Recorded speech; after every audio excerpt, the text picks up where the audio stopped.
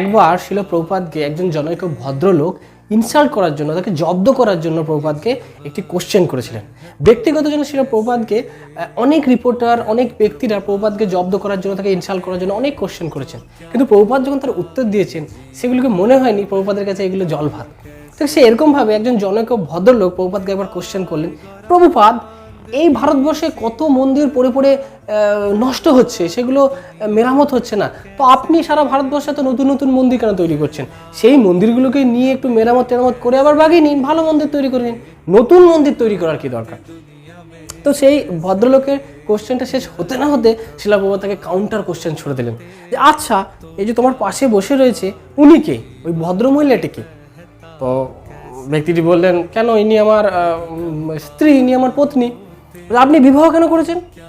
তো জনৈক ভদ্রলোক প্রথমত হচ্ছে কিছুক্ষণের জন্য পিন ড্রপ সাইলেন্স, আমি বিবাহ কেন করেছি, মানে এইটার কোশ্চেন ওনার কাছে জানা ছিল না। অ্যাকচুয়ালি ওনাদের কাছে বিবাহের অর্থ হচ্ছে নিজের ইন্দ্রিয় তৃপ্তি। তো শিলা প্রভুপাদ জানতেন এই উত্তর উনি জানেন না, তো বললেন ঠিক আছে আমিই বলে দিচ্ছি। শাস্ত্রে লেখা আছে পুত্রার্থে ক্রিয়ার্থে ভার্যা, অর্থাৎ পুত্র উৎপাদনের জন্য মানুষ বিবাহ করে, রাইট? হ্যাঁ হ্যাঁ ঠিক ঠিক ঠিক, আপনি ঠিক বলেছেন। তো তাহলে এত অনাথ ছেলে মেয়ে বাইরে ঘুরে বেড়াচ্ছে, আপনি পুত্র উৎপাদনের জন্য বিবাহ কেন করেছেন? তাদেরকে একটা দত্তক নিয়ে মানুষ করতে পারতেন। ততক্ষণের মধ্যে সেই ভদ্রলোক বুঝতে পেরে গেছেন আমি কার পাল্লায় পড়েছি।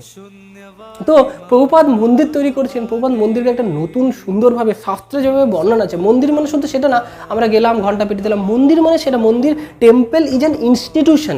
সেখানে একদিকে অর্চন বিগ্রহ, অর্চন সেবা, সেই সমস্ত কিছু হবে, এবং অন্যদিকে শিক্ষা, আধ্যাত্মিক শিক্ষাও পর্যন্ত মন্দির থেকে আমরা লাভ করতে পারি, এবং শিলা প্রভুপাদের মন্দিরে সেটাই আমরা দেখতে পাই। এরকমই একবার একজন রিপোর্টার যখন মায়াপুর চন্দ্রোদয় টেম্পল, একটা বড় বিশাল মন্দির মায়াপুরে হচ্ছিল, তখন কোশ্চেন করেছিল এত খরচা করে এত বড় মন্দির তৈরি করার কি দরকার? তো শিলা প্রভুপাদ একটা সুন্দর কোটস দিয়ে ওনাকে উত্তর দিয়েছিলেন, Mayapur Chandrodaya temple is meant for transcendental United Nations.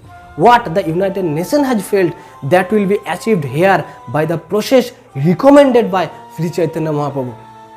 United Nations যে কাজটা করতে ব্যর্থ হয়েছে সেটা শিলা প্রভুপাদ করে দেখেছেন। আমরা জানি যে পরীক্ষিত মহারাজের সময় শশাগরা পৃথিবীর অধিপতি ছিলেন তিনি। তো তখন এক ধরনের শাসন ছিল, এক ধরনের শাসক ছিল। কালক্রমে যুগ যত অতিবাহিত হয়েছে, মানুষের লোভের ভিত্তিতে, জাতির ভিত্তিতে, ধর্মের ভিত্তিতে এই পৃথিবী ডিভাইড হয়ে গেছে।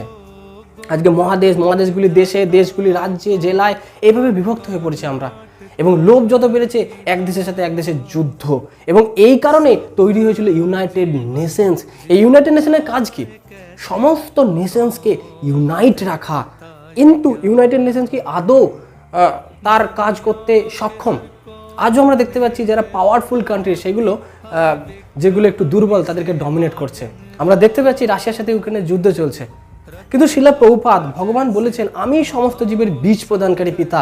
প্রভুপাদ এটা সকলের সামনে তুলে ধরেছেন, সকলের কাছে তুলে ধরেছেন, এবং চিনিয়েছেন যে আমাদের আসল পিতা, সকলের পিতা এক, সেটা হচ্ছেন পরমেশ্বর ভগবান। এবং এই কারণে আমরা দেখতে পাচ্ছি যে প্রভুপাদ এমন এক গৃহ নির্মাণ করেছেন যেখানে সকলেই আশ্রয় নিয়েছে। আজকে রাশিয়ার সাথে ইউক্রেনের যুদ্ধ চলছে, কিন্তু আপনি মায়াপুর চন্দ্রোদয় মন্দিরে যান, সেখানে রাশিয়ান ডিভোটিরা এবং ইউক্রেনের ডিভোটিরা একসাথে মিশে ভগবানের সেবা করছে, ভগবানের সামনে নৃত্য করছে। তার মানে বুঝতে পারছেন যে ইউনাইটেড নেশনস যে কাজটা করতে ব্যর্থ হয়েছে, প্র্যাকটিক্যালি প্রভুপাদ সেটা করে দেখিয়েছেন। আপনাদের কি মনে হয়? আপনারা যদি আমার সাথে সহমত হন কমেন্ট করে জানান। জগৎগুরু শিলা প্রভুপাদ কি জয়। হরে কৃষ্ণ।